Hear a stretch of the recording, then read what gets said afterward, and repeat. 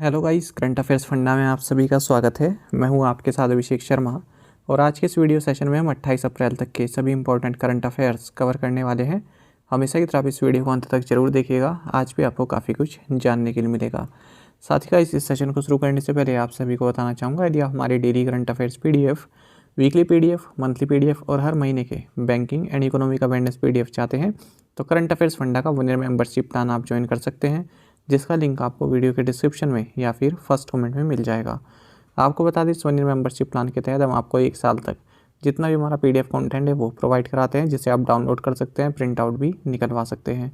इसके लिए चाहे तो आप करंट अफेयर्स फंडा ऐप को यूज़ कर सकते हैं या फिर अपने लैपटॉप या सिस्टम की मदद से वेब लॉगिन भी कर सकते हैं। कोई भी एग्ज़ाम हो, बैंक, SSC, रेलवे या फिर स्टेट PCS, जहाँ पर भी जनरल अवेयरनेस या करंट अफेयर्स पूछे जाते हैं, सभी एग्ज़ाम्स के लिए हमारे PDF कंटेंट काफ़ी यूज़फुल है।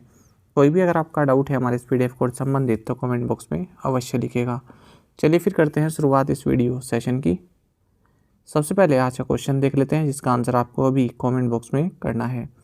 As part of operation Kaveri which ship is bringing Indians back from port Sudan.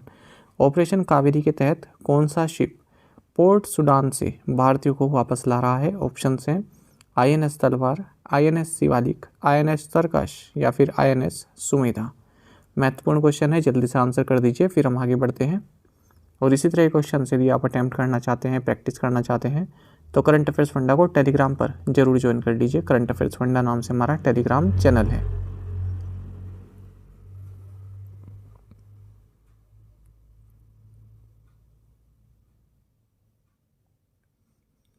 When is the World Day for Safety and Health at Work celebrated? कार्यस्थल पर सुरक्षा और स्वास्थ्य के लिए विश्व दिवस कब मनाया जाता है? ऑप्शंस आपके सामने हैं। सही आंसर ऑप्शन सी है, अप्रैल 28। आपको जानना चाहिए world day for safety and health at work, जिसे सेफ्टी डे भी कहते हैं, ये हर साल 28 अप्रैल को मनाया जाता है। आपको बता दें, सेफ्टी डे सबसे पहली बार इंटरनेशनल लेबर ऑर्गेनाइजेशन ILO द्वारा साल 2003 में सेलिब्रेट किया गया था। उसके बाद फिर ये एक ग्लोबल सेलिब्रेशन बन गया। 2023 में इसका थीम है a safe and healthy working environment as a fundamental principle and right at work. What is the theme for world immunization week? 24 से 30 अप्रैल तक चलने वाले विश्व टीकाकरण सप्ताह की थीम क्या है? ऑप्शंस आपके सामने है। सही आंसर ऑप्शन बी है, द बिग कैचअप। आपको जानना चाहिए वर्ल्ड इम्यूनाइजेशन वीक ये अप्रैल के लास्ट वीक में सेलिब्रेट किया जाता है, यानी कि 24 से 30 अप्रैल के बीच में। और इस चीज़ पर ध्यान दिया जाता है कि जिस भी डिजीज़ के लिए वैक्सीन्स बनी हैं उन वैक्सीन्स को आप अवश्य लें। कई देश ऐसे हैं जहाँ पर अभी भी वैक्सीन्स के अगेंस्ट लोग जो है कार्यक्रम चलाते हैं। वर्ल्ड इम्यूनाइजेशन वीक 2023 का थीम रहेगा the big catch up. After Bengaluru, Chennai and Gurugram, the State Bank of India SBI has opened its 4th specialized branch for startups in which city? Bengaluru, Chennai और गुरुग्राम के बाद भारतीय स्टेट बैंक ने किस शहर में स्टार्टअप के लिए अपनी चौथी शाखा खोली है? ऑप्शंस आपके सामने हैं। सही आंसर ऑप्शन सी, मुंबई। आपको जानना चाहिए, स्टेट बैंक ऑफ इंडिया ने स्टार्टअप्स के लिए एक स्पेशलाइज्ड ब्रांच अपनी खोली है बांद्रा कुर्ला कॉम्प्लेक्स, मुंबई में। ये ब्रांच जितनी भी बैंकिंग सर्विसेज हैं जो स्टार्टअप्स को चाहिए होती हैं वो सभी इसी ब्रांच से प्रोवाइड करा देगा। आपको जानना चाहिए, इस ब्रांच के खुलने के साथ ही जो SBI है, अब इसके पास इस तरह की जो टोटली स्टार्टअप्स को डेडिकेटेड ब्रांचेस हैं, ये 4 ब्रांचेस हो गई हैं। इससे पहले बेंगलुरु, चेन्नई और गुरुग्राम में भी इस तरह की स्पेशलाइज्ड ब्रांच हैं स्टार्टअप्स के लिए।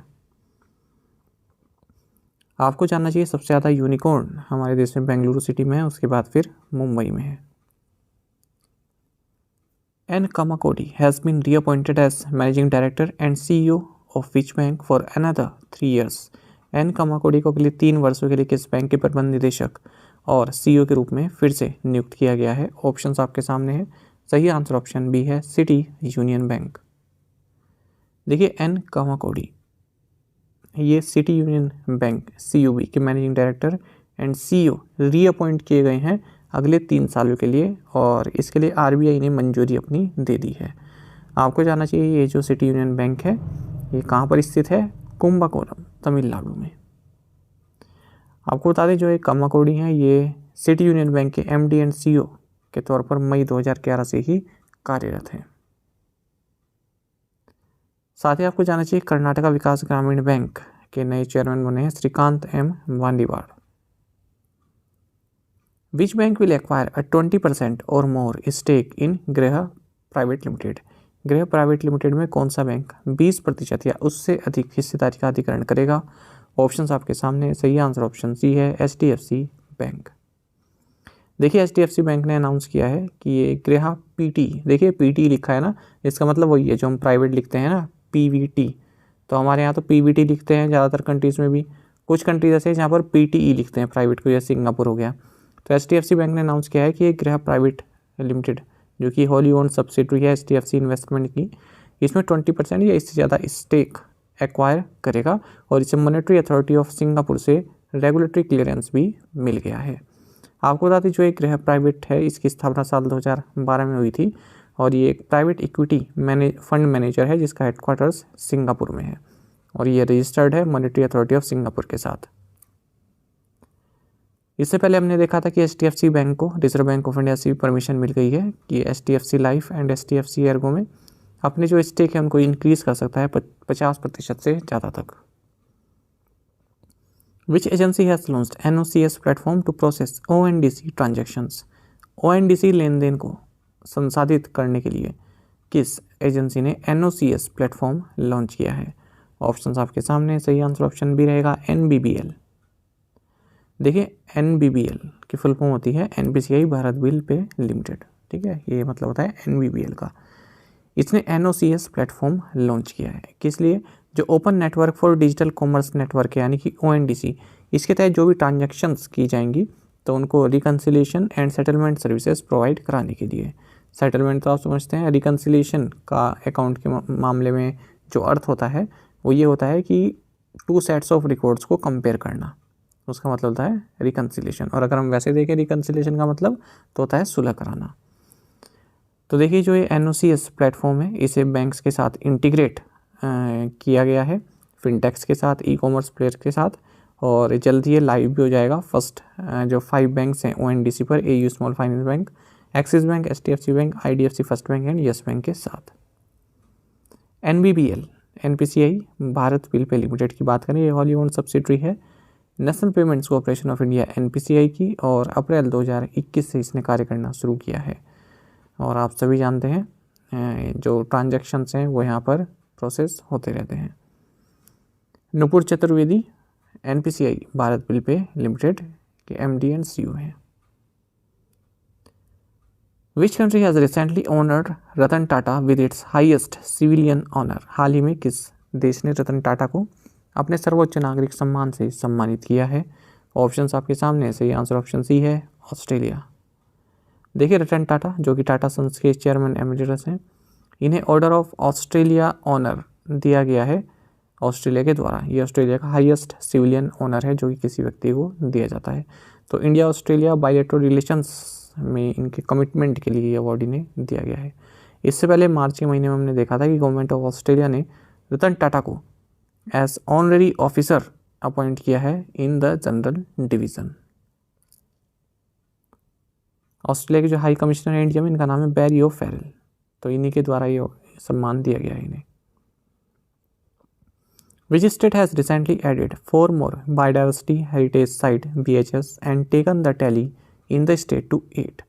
किस राज्य ने हाल ही में 4 और जैव विविधता विरासत स्थलों को जोड़ा है जिससे राज्य में इनकी संख्या 8 हो गई है? ऑप्शन आपके सामने। सही आंसर ऑप्शन सी है, वेस्ट बंगाल। देखिए वेस्ट बंगाल ने हाल ही में 4 और बायोडाइवर्सिटी हेरिटेज साइट्स ऐड की हैं जिससे कि इनकी संख्या राज्य में 8 हो गई है। अब पूरे देश में सबसे ज़्यादा biodiversity heritage parks West Bengal में है। तो क्या क्या नाम है इनके? 4 Balidanga, Namthing Pokhri, Amkhoi food fossil park and state horticulture research and development station. इन सभी को बायोडाइवर्सिटी हेरिटेज पार्क्स बनाया गया है। आपको जानना चाहिए जो ये बायोडाइवर्सिटी हेरिटेज साइट्स होती हैं ये काफ़ी यूनिक और इकोलॉजिकली फ्रेजाइल इकोसिस्टम होता है, यहाँ पर रिच बायोडाइवर्सिटी होती है। और बायोलॉजिकल डाइवर्सिटी एक्ट 2002 के सेक्शन 37 के तहत स्टेट गवर्नमेंट लोकल बॉडीज़ के साथ कंसल्ट करके किसी एरिया को जो है बायोडाइवर्सिटी हेरिटेज साइट डिक्लेयर कर सकती है। 2007 में नल्लूर टैमरिन क्रू जो कि बेंगलुरु कर्नाटक में है, ये इंडिया की फर्स्ट बायोडाइवर्सिटी हेरिटेज साइट बनी थी। Asia's largest under water hydrocarbon pipeline below which river has been completed by the Indradhanush gas grid limited. Indradhanush gas grid limited ने किस नदी के नीचे एशिया की सबसे बड़ी अंडर वाटर हाइड्रोकार्बन पाइपलाइन का निर्माण पूरा किया है? ऑप्शंस आपके सामने, सही आंसर ऑप्शन डी रहेगा ब्रह्मपुत्र। देखिए, एशिया की largest under water hydrocarbon pipeline जो कि ब्रह्मपुत्र रिवर के नीचे है और जोरहाट को मसूली से कनेक्ट कर रही है असम में, इसे हाल ही में कंप्लीट कर लिया गया है इंद्रधनुष गैस ग्रिड लिमिटेड IGCL के द्वारा। इसी के साथ जो नॉर्थ ईस्ट गैस ग्रिड का काम है वो पूरा हो चुका है और इस तरह से अब नॉर्थ ईस्ट इंडिया को नेशनल गैस ग्रिड से जोड़ा जाएगा। टोटल लेंथ इस पाइपलाइन की 4080 मीटर्स रही है। इंद्रधनुष गैस ग्रिड लिमिटेड की बात करें तो एक जॉइंट वेंचर है between 5 major oil public sector enterprises IOCL, ONGC, GAIL, OIC and OIL and ONGC। In which state was India's first heavy lift logistics drone launched recently? हाल ही में भारत का पहला हैवी लिफ्ट लॉजिस्टिक ड्रोन किस राज्य में launch किया गया? Options आपके सामने, सही आंसर ऑप्शन ए है उड़ीसा। देखिए, उड़ीसा के चीफ मिनिस्टर नवीन पटनायक, इन्होंने हाल ही में heavy lift logistics drone launch किया है। तो ये जो ड्रोन है ये 10 किलोमीटर तक 50 kg का जो सामान है उसको ट्रांसपोर्ट कर सकता है और इसे बनाया है उड़ीसा बेस्ड स्टार्टअप बॉर्नवी एरो ने। तो बॉर्नवी एरो IIT मंडी, AIC CV Raman global university Orissa और नीति आयोग पैक्ड एक वेंचर है जो कि इलेक्ट्रिक एरियल व्हीकल्स बनाता है कार्गो ट्रांसपोर्टेशन के लिए। तो इस स्टार्टअप ने हाल ही में सक्सेसफुली RM001, ये इस ड्रोन का नाम है इलेक्ट्रिक एरियल व्हीकल का, इसका सफलतापूर्वक परीक्षण भी किया जिसके तहत 50 kg कार्गो इसने 8000 से 10,000 फीट की एल्टीट्यूड पर Tawang area eastern command of Indian army में जो है ऑपरेट किया। In which city did NATO organise the cyber defence exercise locked shields 2023 recently? NATO ने हाल ही में किस शहर में साइबर रक्षा अभ्यास लॉक्ड शील्ड्स 2023 का आयोजन किया है? सही आंसर ऑप्शन भी है टैलिन। देखिए, NATO cooperative cyber defence centre of excellence, इसने हाल ही में लॉक्ड शील्ड्स 2023 जो कि वर्ल्ड की largest live fire cyber defence exercise है, इसको होस्ट किया है। 28 कंट्रीज से 3000 पार्टिसिपेंट्स ने इसमें पार्टिसिपेट किया है। तो आप सभी जानते हैं जो ये NATO है या फिर जो ये यूरोपियन कंट्रीज़ हैं तो रशिया के हैकर इन पर धावा बोल के रखते हैं, तो इसी वजह से ये साइबर डिफेंस एक्सरसाइज भी करते रहते हैं। लॉक शील्ड इसको एस्टोनिया की राजधानी टैलिन में ऑर्गेनाइज किया गया है, किसके द्वारा? NATO cooperative cyber defence centre of excellence के द्वारा साल 2023 से ऑर्गेनाइज किया जा रहा है। In the archery world cup 2023 held in Antalya, how many medals did India win? Antalya में आयोजित तीरंदाजी विश्व का 2023 में भारत ने कितने पदक जीते हैं? सही आंसर ऑप्शन सी है 4।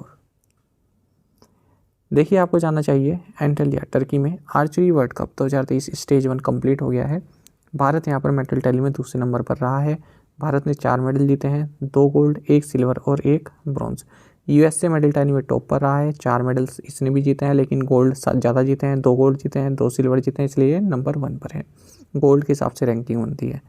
ज्योति सुरेखा वेनम भारत की ओर से विनर देख लेते हैं, इन्होंने गोल्ड मेडल जीता विमेंस इंडिविजुअल कंपाउंड में। ज्योति सुरेखा वेनम और ओजस प्रवीण देवताले, इन्होंने गोल्ड मेडल जीता कंपाउंड मिक्स टीम में। अतनु दास, धीरज बोम्मा देवरा, तरुणदीप राय, इन्होंने सिल्वर जीता मेंस रिकर्व टीम में। रिकर्व याद रखिएगा, इससे संबंधित है आर्चरी से, तीरंदाजी से। धीरज बोम्मा देवरा, इन्होंने ब्रॉन्ज जीता है मेंस इंडिविजुअल रिकर्व इवेंट में। ठीक है, ये सभी रिजल्ट हैं।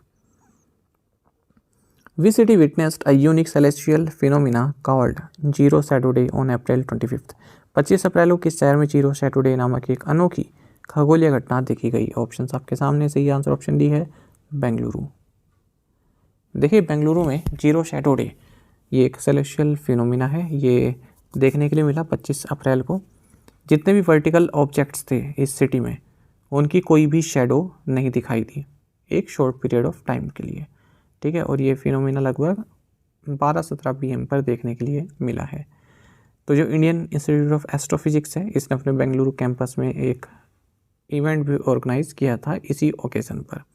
तो जीरो शैडो डे क्या है, एक स्पेशल सेलेस्टियल इवेंट होता है जो कि साल में 2 बार होता है उन जगह पर जो कि +23.5 से -23.5 डिग्री लैटिट्यूड के बीच में आते हैं। इस टाइम कोई भी ऑब्जेक्ट है तो उसकी शेडो नहीं दिखाई देती है, क्योंकि सन जो है स्काई में हाईएस्ट पॉइंट पर होता है, बिल्कुल उसके ऊपर हाईएस्ट पॉइंट पर होता है। तो सन जो है कोई भी अपनी शेडो नहीं डालता है इस ऑब्जेक्ट पर, क्योंकि सबसे दूर पॉइंट पर होता है और उसके ऊपर होता है बिल्कुल highest. This phenomena occurs when the sun's declination becomes equal to the latitude of the location. While this happens only for a second, its effect can be seen for up to 2 minutes. Tesla Power USA and which oil company have announced a strategic alliance for battery distribution and sales?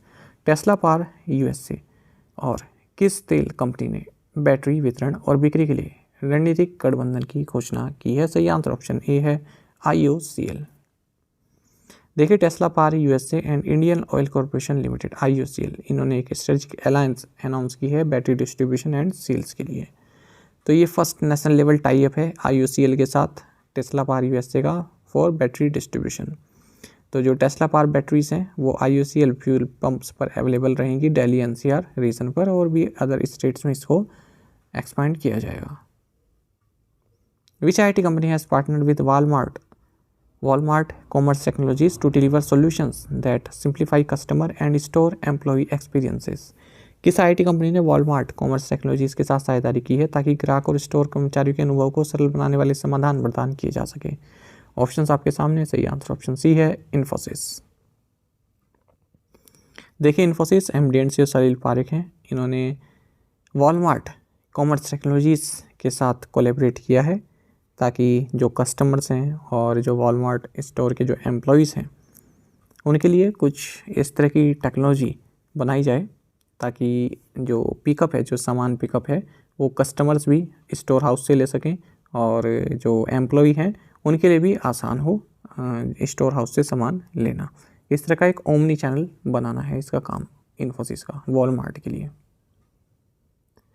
Who has taken charge as the Chief Executive Officer of the Association of Asset Reconstruction Companies? संपत्ति पुनर्निर्माण कंपनियों के संघ के मुख्य कार्यकारी अधिकारी के रूप में किसने कार्यभार संभाला है?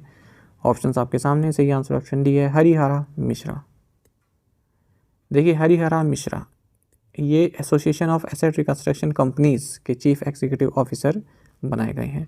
ये जो एसोसिएशन है, देखिए देश में जितनी भी एसेट रिकंस्ट्रक्शन कंपनीज हैं उनका एक संगठन आप कह सकते हैं, एक यूनिट है उनकी, ये association of asset reconstruction companies.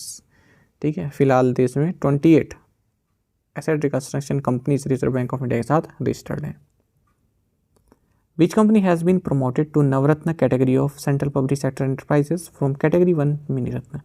किस कंपनी को मिनी रत्न श्रेणी 1 से केंद्रीय सार्वजनिक क्षेत्र के उद्यमों की नवरत्न श्रेणी में पदोन्नत किया गया है? ऑप्शंस आपके सामने, सही आंसर ऑप्शन भी है रेल विकास निगम लिमिटेड। एक महत्वपूर्ण क्वेश्चन है ये भी, आपको जानना चाहिए। हाल ही में रेल विकास निगम लिमिटेड RVNL, इसको नवरत्न कैटेगरी का स्टेटस दिया गया है। पहले ये कैटेगरी 1 मिनी रत्न कंपनी थी। इसका मतलब इसके पास इन्वेस्टमेंट से लेकर जॉइंट वेंचर सेट करने को लेकर काफ़ी ज़्यादा ऑटोनॉमी हो जाएगी, काफ़ी पावर इसके पास होगी, और ये 13th नवरत्न कंपनी होगी। आपको जानना चाहिए हमारे देश में 12 महारत्न कंपनी है, तो 12 महारत्न 13 नवरत्न। RVNL की बात करें तो 24 जनवरी 2003 में स्थापना की गई, हेडक्वार्टर्स न्यू दिल्ली में है। चेयरमैन एंड MD हैं प्रदीप गौड़। हाल ही में देखा था सोलर एनर्जी कॉर्पोरेशन, इसे मिनी रत्न कैटेगरी 1 स्टेटस दिया गया है। तो ये सभी महारत्न कंपनीज हैं 12, और ये नवरत्न कंपनीज हैं 12 लिस्ट ही है, और एक 13वीं वो होगी जो हमने क्वेश्चन में पढ़ी है अभी। प्रीवियस असाइनमेंट क्वेश्चंस के आंसर हम देखेंगे। Which sports persons life inspired the biopic 800? Muttiah Muralitharan Sri Lanka के क्रिकेटर रहे हैं। Who has been appointed as interim MD and CEO of Karnataka bank? Shekhar Rao. What is India's rank in being the highest donor to the United Nations democracy fund? Answer is 4th। What was India's position in the medal table at the Asian Wrestling Championships 2023 held in Astana, Kazakhstan? Answer is 7th। 14 medal Bharat ने जीते हैं। As per the National Securities Depository, which country was the highest source of foreign portfolio investment? In India in physical year 23? Answer is United states. आप में से कई students बिल्कुल सही answer किया है। इसी तरह से आप पार्टिसिपेट करते रहिए। देखिए हाल ही में CDS का एग्ज़ाम हुआ 16 अप्रैल को। उसमें कुछ क्वेश्चंस देख लेते हैं करंट अफेयर से संबंधित जो पूछे गए हैं, और भी डिस्कस करेंगे आने वाले लेक्चर्स में। पहला क्वेश्चन हम ये देखेंगे, cheetahs brought from Namibia were introduced in India to which one of the following national parks? Options आपके सामने हैं। सही आंसर कुनो नेशनल पार्क है, आप सभी जानते हैं। एक क्वेश्चन ये पूछा गया था मैच द फॉलोइंग का, एक साइड डे लिखी गई है, एक साइड डेट लिखी गई है। तो ये तीन तो हमने हाल ही में पढ़ी हैं, जैसे international tiger day, world water day और इंटरनेशनल मदर अर्थ डे तो अभी हमने देखा है। तो इस हिसाब से अगर हम देखें तो वर्ल्ड वेटलैंड्स डे तो आप सभी जानते हो ये 2 फरवरी को मनाया जाता है। तो ए का तो 3 हो जाएगा। इस हिसाब से ए या बी में से एक आंसर सही है। टाइगर डे भी हम जानते ही होंगे कि 29 जुलाई को मनाया जाता है। इस हिसाब से बी का 1 होना चाहिए। तो हमारा आंसर क्या हो जाएगा? Option B. ठीक है, तो वर्ल्ड वेटलैंड्स डे 2 फरवरी, इंटरनेशनल टाइगर डे 29 जुलाई, वर्ल्ड वाटर डे 22 मार्च, महत्वपूर्ण क्वेश्चन है, इंटरनेशनल मदर अर्थ डे 22 अप्रैल। एक क्वेश्चन ये पूछा गया, who among the following is honoured with the UN environment programmes 2022 champions of the earth award in the entrepreneur vision category? तो यहाँ पर सही आंसर क्या होगा? पूर्णिमा देवी बर्मन। तो देखिए CDS के क्वेश्चंस आप अगर देखेंगे तो काफ़ी कुछ आपको जानने के लिए मिलता है। इवन जो IAS का पेपर देते हैं CSC है ना, UPSC CSC, वो लोग भी CDS के क्वेश्चन देख कर जाते हैं, क्योंकि काफ़ी अच्छे लेवल के क्वेश्चन पूछे जाते हैं। सब हमारे मतलब के नहीं होंगे, ठीक है, मतलब कुछ ऐसे होंगे जो आपको देखने ही पड़ेंगे। करंट अफेयर से संबंधित एक नॉलेज मिल जाती है, आपने कितना पढ़ा है, कितना आपको याद है। तो आगे भी देखेंगे।